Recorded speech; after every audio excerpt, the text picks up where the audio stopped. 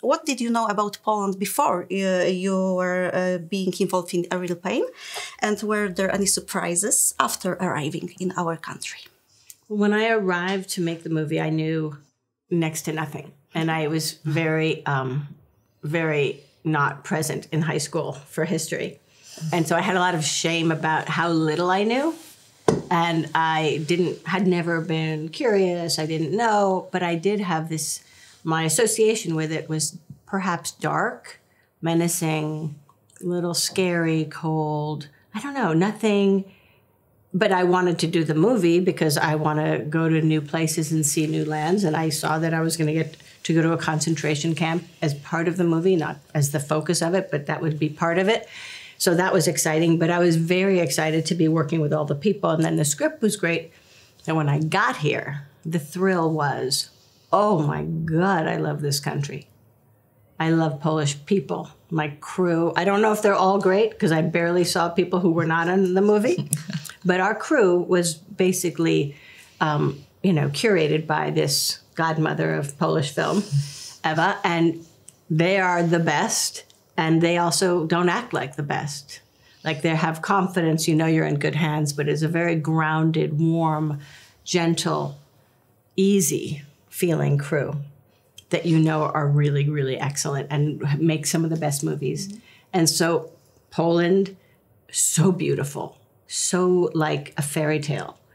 There was so much about it. Like yesterday I was walking around again just because I hadn't been here since we shot. And I just couldn't get over all of the things on the tops of buildings and all of the beautiful facades. Yeah. I mean, it's extraordinary and so rare and so exotic to me, and so much history that I know nothing about. And maybe never will because I'm so old. I don't know how much more I can take in. But I'm going to tell you, I know that there's stories behind what I'm looking at that's really good that I missed out on. Liev Schreiber mentions to me that he dislikes how Hollywood often portrays Jews and Holocaust in the movies using the phrase going like sheep to the slaughter. And your film takes a very different approach. And it's not only about Holocaust. Could you talk about this film? What is it about for you?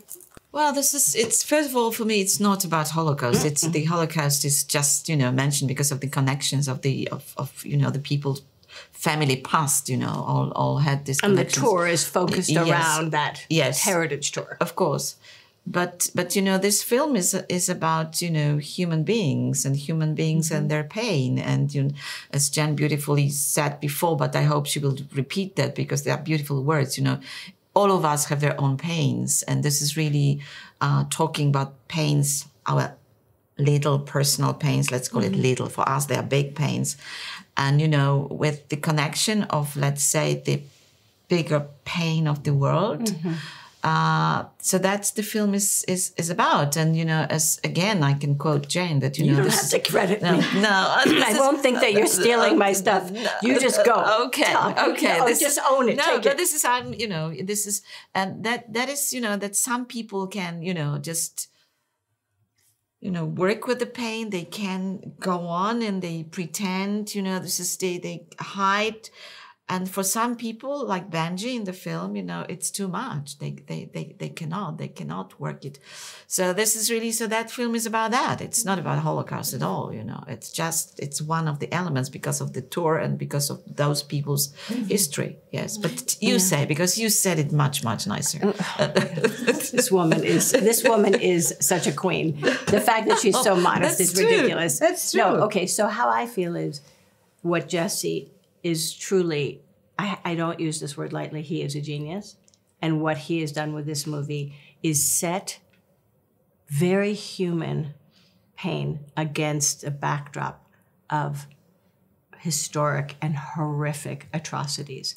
And does the presence and the context of the Holocaust and the memory of it and concentration camp, does it delegitimize our personal pain in connecting, in feeling lonely, in feeling unseen, in feeling alone in the world, in feeling alone in your pain. And that it's a movie about being a human being and what it is to be able to hold pain and joy, loneliness and connection, and that your pain, however small, is your pain, and to be acknowledged and not resisted or shamed, because it's just part of the fabric of life. Even though for many viewers you're still a baby, in real life you are a mother. And in one of the interviews, you've mentioned that you connected your mother energy with Marcia. Could you say something about that? I don't know, I can't speak to other mothers, but I've always been a mother, even as a kid. I have mother energy. I love taking care of people. I have a lot of empathy. And so sometimes it's very painful because I feel people's pain and I see them. And it's not like I can't tolerate it and I want to fix it, but I want them to see that I see it. Mm-hmm. Because I think that when you are witnessed, your pain is witnessed, it's somehow lessened because you feel less shame or alone about it. And I feel that just to come alongside people and be like, I see you. Mm-hmm.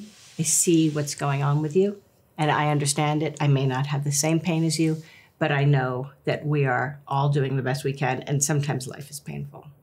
And I think that energy I bring everywhere, even here, it's just like part of who I am. And when I see Benji, I see his hurt. And I'm also impressed by his freedom from social protocol, his ability to be so authentic, because she's so tired of the Los Angeles kind of everyone's like looking like they're great and it's just a lie, or it's just something that she doesn't buy and it makes her feel lonely. And she just feels like, oh, this is a kindred spirit and we can walk together and be less lonely because we see each other. Thank you very much. That's all I can ask. It was a pleasure. Thank you. Thank you. Watch your head. Thank you. Okay, thanks. Bye. Thank you very much. Bye. See the mother.